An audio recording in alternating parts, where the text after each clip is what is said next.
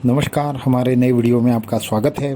दत्त संप्रदाय दीक्षा और साथ में ही तंत्र शक्ति ज्ञान प्रतियोगिता, इन दोनों के ऊपर ही बहुत बड़ी अपडेट मैं इस वीडियो में देने वाला हूं। तो उसके लिए इस वीडियो को एंड तक देखना ना भूलिए। साथ में ही हमारे चैनल को सब्सक्राइब करना, वीडियो को लाइक करना और ज़्यादा से ज़्यादा लोगों तक पहुँचाना ना भूलिए। तो तंत्र शक्ति ज्ञान प्रतियोगिता जो हमने 2 या 3 दिन पहले ली थी, उसके बाद तकरीबन 28 लोगों के हमें रिप्लाई ऐसे आए हैं कि उनको फॉर्म भरने में तकलीफ हो गई थी और उसकी वजह से उनका फॉर्म ठीक से सबमिट नहीं हो पाया था। उसके लिए हमने एक निर्णय लिया है, कल सुबह 9 बजे से शाम के 9 बजे तक वापस से हम फॉर्म ओपन रखने वाले हैं। तो जो भी लोग उस दिन फॉर्म नहीं भर पाए थे वो फॉर्म भर के पूरा कर ले और जो तंत्र शक्ति ज्ञान प्रतियोगिता है वो पूरी कर ले। उसके बाद विजेताओं का चयन हो जाएगा। और अगर आपको कोई भी किसी भी प्रकार की तकलीफ आती है तो आप हमसे संपर्क कर सकते हो upaytantra7@gmail.com के माध्यम से, या फिर आपके पास हमारा अगर व्हाट्सएप नंबर है तो उस माध्यम से भी कर सकते हो। तो ये रही तंत्र शक्ति ज्ञान प्रतियोगिता के ऊपर की अपडेट।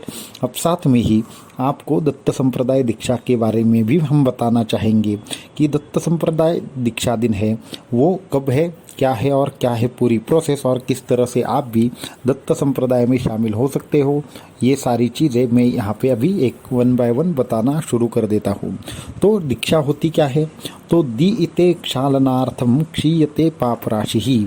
तो दीक्षा का मुख्य उद्देश्य है कि शिष्यों के जो पाप कर्म है उनका नाश करना और साथ में ही अच्छे कर्मों का उनको फल देना और उनके जीवन में जो भी मुसीबतें हैं उनको नष्ट करना, ये दीक्षा का मुख्य उद्देश्य होता है। दीक्षा कौन से प्रकार से होती है?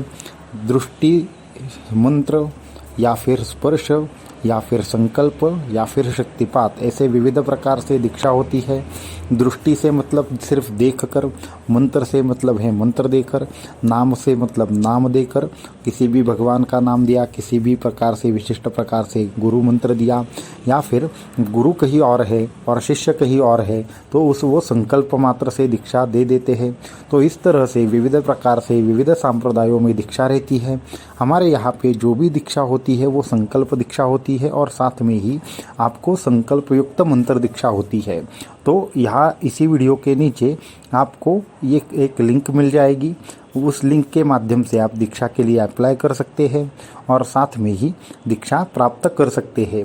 तो अभी समय और तारीख की बात करना चाहूँगा। तो आने वाली 2 तारीख को जहाँ पे अत्यंत शुभ मुहूर्त है, उस मुहूर्त पर सुबह 6:30 पर आपको दीक्षा हो जाएगी। उसके लिए सबसे पहले आपको अप्लाई करना पड़ेगा। अप्लाई करने के बाद आपको ईमेल के द्वारा जो गुरु मंत्र है वो मिल जाएगा और उसके बाद आपको दीक्षा प्राप्त हो जाएगी। उस दिन जो भी चीज़ें हैं दीक्षा के लिए अनिवार्य चीज़ें हैं, वो अनिवार्य चीज़ें लेकर आपको भगवान के सामने बैठना है। सबसे पहले आपको ईमेल के माध्यम से हमारे यहाँ से एक मंत्र मिल चुका होगा, वही मंत्र का आपको जाप करना है और आपको वहाँ पे जो भी आपको अनुभव कर्मदशा के अनुसार चाहिए वो शक्ति से प्राप्त हो जाते हैं और आपको दीक्षा मिल गई है, इस तरह के सांकेतिक स्वरूप में चीज़ें मिल जाती है। अभी और चीज़ें हैं कि कौन सी चीज़ें महत्वपूर्ण है। तो सभी संप्रदायों के विशिष्ट प्रकार से नियम होते हैं, आचार होते हैं, वो सभी शिष्यों को फॉलो करने होते हैं। तो आपको अगर दीक्षा चाहिए और दीक्षा में अच्छे अनुभव आए, इस तरह से अगर आप चाहते हो तो आपको 3 चीज़ें आपके पास एकदम व्यवस्थित रूप से चाहिए। आपके पास सिद्ध आसन होना चाहिए, आपने जो मंत्र सिद्धि सिद्धांत पुस्तिका है वो भी आपने पढ़ी हुई होनी चाहिए। और तीसरी चीज़ है आपने साधना गुप्त रखनी चाहिए और सबसे महत्वपूर्ण चीज़ है आपकी इस मार्ग के ऊपर श्रद्धा होनी चाहिए। अगर ये सारी चीज़ें आपके पास है तो आप भी अप्लाई कर सकते हो। इन सभी चीज़ों का ये महत्व है, इसके लिए ये चीज़ें अनिवार्य की गई है। जैसे कि जो आपका सिद्ध आसन है, उस सिद्ध आसन के बाद ही आपको विविध प्रकार के जो प्रॉब्लम्स है, जो भी आपको मंत्र दिया जाएगा वो सिद्ध हो जाएगा और आपको सिद्ध मंत्र के द्वारा आपने जो भी साधना की है उसकी अनुभूति अच्छी तरह से आ जाएगी। साधन जब आप करेंगे तो फिर होता ऐसे है कि अगर आप ज़मीन पर बैठकर साधना करोगे तो वो पूरी की पूरी साधना नष्ट हो जाएगी और आपके शरीर में रोग भी उत्पन्न हो सकते हैं। इसके लिए अगर आपको पावरफुल मंत्र कोई करने हैं है। अगर आपको सिद्ध मंत्रों का जाप करना है तो आसन होना अनिवार्य है, उसके लिए आसन चाहिए। दूसरा है कि जो भी ये पुस्तिका के बारे में बोला गया है उसमें आपको ये बेसिक चीज़ें क्या है, किस तरह से नियम होते हैं, कि इसको क्यों फॉलो करना चाहिए, ये भी चीज़ें हमने बताने का प्रयास किया है।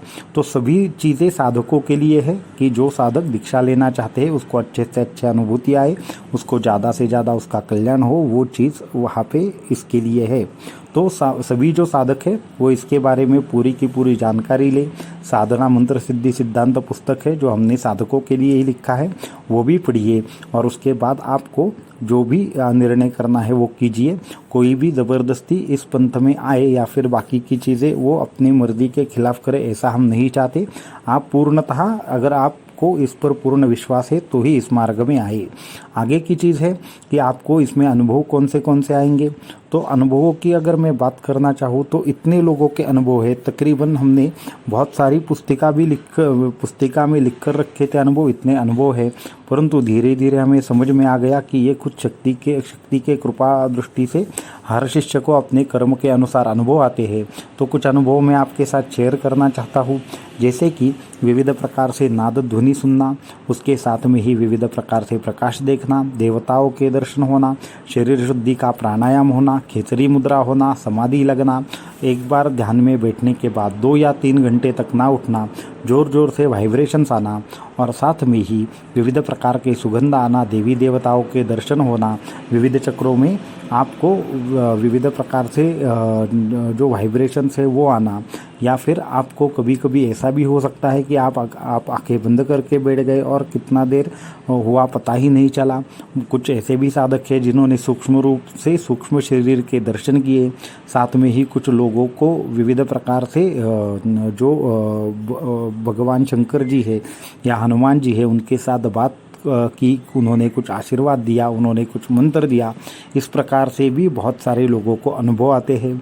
साथ में ही साधक कहीं पे भी हो लेकिन उसके ऊपर गुरु की दृष्टि जरूर होती है, तो गुरु कृपा के माध्यम से इस प्रकार के अनुभव साधक को आ जाते हैं। ये बहुत कम अनुभव मैंने बताए, बहुत सारे लोगों के मानसिक रोग चले गए, बहुत सारे लोगों को शारीरिक रोग चले गए, ऐसे भी बहुत सारे अनुभव आते हैं। तो अगर आप ये सब चीज़ें करने के लिए इच्छुक है या अनुभव लेना चाहते हैं तो आप दीक्षा को बैठ सकते हैं। और साथ में ही इससे पहले भी जिन साधकों को दीक्षा हो चुकी है वो भी इस टाइम को 6:30 बजे बैठे और आप भी अनुभव लें। भाग्यवश किसी को अगर अनुभव नहीं आ रहे हैं तो उनको भी वापस उस समय पर बैठना चाहिए, तो फिर उनको भी अनुभव आएंगे। तो इस तरह से चीज़ें हैं।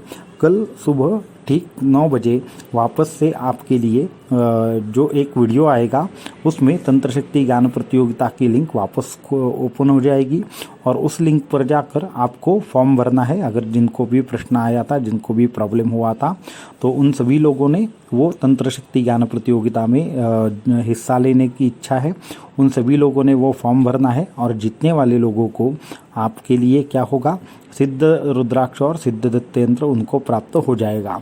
तो आज के वीडियो में इतना ही। तो फिर अगर आप दीक्षा लेना चाहते हैं तो आप नीचे की लिंक से ज्वाइन होकर आप फॉर्म भर दीजिए और आपसे संपर्क हमारा हो जाएगा।